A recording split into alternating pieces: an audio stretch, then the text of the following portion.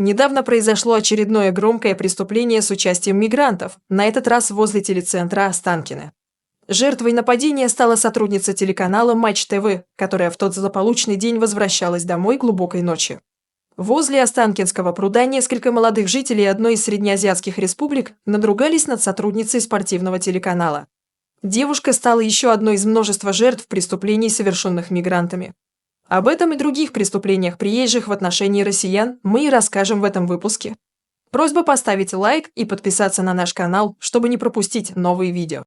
Инцидент произошел 6 июля, когда сотрудница Матч ТВ поздно возвращалась с работы. Покинув телецентр Останкино около половины третьего ночи, она направилась домой. Проходя мимо Останкинского пруда, девушка была атакована 3 гражданами Узбекистана, которые затащили ее в кусты и надругались над ней. Несмотря на всю чудовищность ситуации, девушке повезло остаться в живых. Преступники, удовлетворив свои инстинкты, оставили девушку на месте и ушли заниматься своими делами. Однако их свобода не продлилась долго.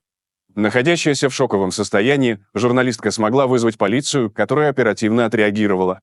Менее чем через час был задержан первый нападавший, 24-летний Мухридин, приехавший в Москву на заработки из Узбекистана. Вскоре неподалеку от станции метро ВДНХ были арестованы еще 2, 22-летний Живахир и 25-летний Бунет. Все 3 были доставлены в отдел полиции, после чего следователи возбудили уголовное дело по статье «Изнасилование, совершенное группой лиц». Надеемся, что им грозит до 10 лет тюремного заключения, где они столкнутся с суровой справедливостью. Руководство Матч ТВ подтвердило информацию о нападении на их сотрудницу, канал в курсе инцидента, однако не считаем возможным раскрывать подробности произошедшего. Делом занимаются правоохранительные органы, которым мы, безусловно, при необходимости окажем содействие. Также мы на связи с пострадавшей и оказываем ей всестороннюю и необходимую поддержку, сообщили на Матч ТВ.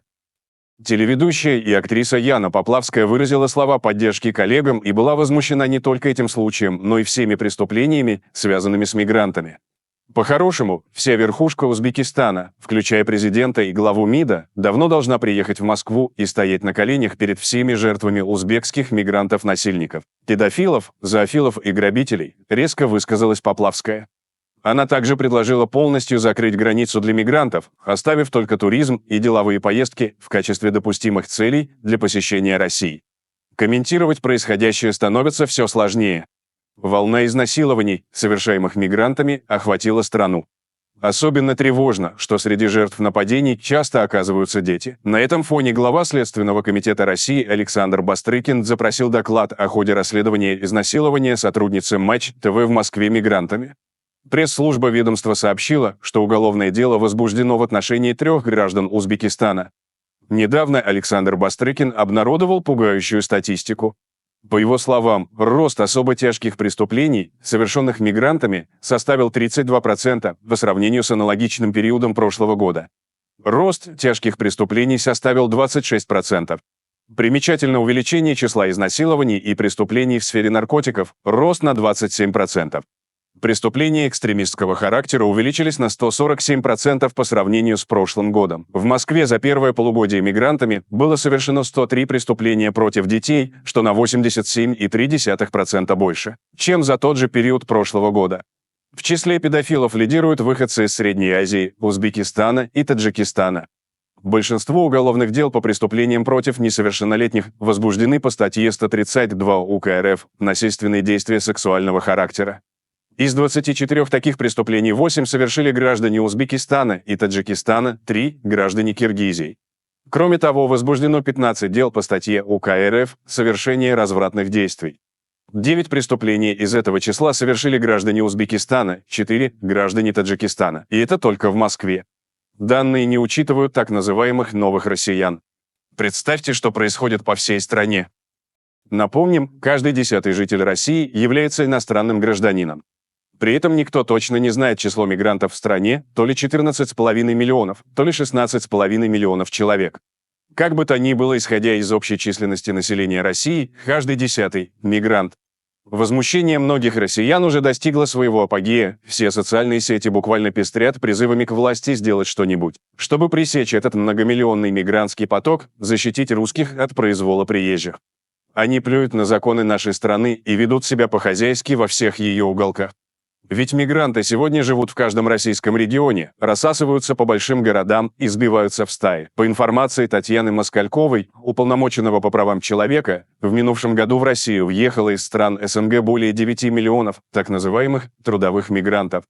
Из них свыше 8 миллионов поставлены на миграционный учет. На получение российского гражданства у среднеазиатов уходит примерно по 3 месяца, а русские годами не могут получить гражданство, возмущаются пользователи соцсетей. Почему, мол, так? На каком основании им такие привилегии? Противостояние коренных россиян и приезжих, к сожалению, зачастую выливаются в нечто большее, чем словесные перепалки. Так, осенью 2021 года в Новой Москве в поселении Сосенское местное население вынуждено было создать отряды самообороны против мигрантов, превративших жизнь их населенного пункта в ад. Вечером страшно выйти на улицу, рассказывали журналистам люди. Везде пьяные мигранты. Они ходят, как правило, группами, ведут себя дерзко и вызывающе. Часто слышны выстрелы. На юго-западе столицы в конце июня толпа мигрантов напала на женщину, сделавшую им замечание по поводу распития алкоголя и шумного поведения под окнами ее дома. В ответ получила по лицу, вдобавок ей разбили телефон. В Лыткарине мигрант избил сотрудницу Wildberries, отказавшую ему в интиме. И это она еще легко отделалась, пишут пользователи соцсетей, вспоминая случай во Владивостоке, когда на замечание сделать музыку потише пьяные приезжие избили 2 мужчин, один из которых оказался в реанимации, а второй скончался. Текущая ситуация вызывает серьезные опасения. Недаром она тревожит руководителя Следственного комитета Александра Бастрыкина, который недавно в очередном обсуждении миграционной политики назвал наших законодателей госдурой. По мнению депутата Государственной Думы Михаила Матвеева, его коллеги не просто не занимаются миграционными проблемами, но и сознательно препятствуют их решению. В качестве примера Матвеев упомянул 4 законопроекта, все из которых были отклонены большинством депутатов. Матвеев утверждает, что никто и не планировал переселять в Россию квалифицированных специалистов, способных принести стране пользу. В РФ приехали совершенно необразованные и беднейшие жители среднеазиатских республик, которые на своей родине никому не нужны. Итог такой миграционной политики мы наблюдаем сегодня. Все происшествия с участием мигрантов – это результат политики, методично проводимой недружественными странами, которые сделали все, чтобы нашу страну заполонили миллионы ненавидящих коренное население мигрантов, уверен депутат.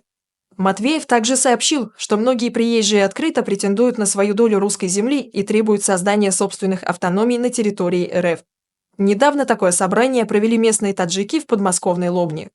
Важно помнить, что среди переселенцев из Средней Азии значительное число радикально настроенных исламистов, которых невозможно всех проконтролировать полицией. Не дай бог, чтобы повторилось что-то наподобие Крокус-Сити-Холл.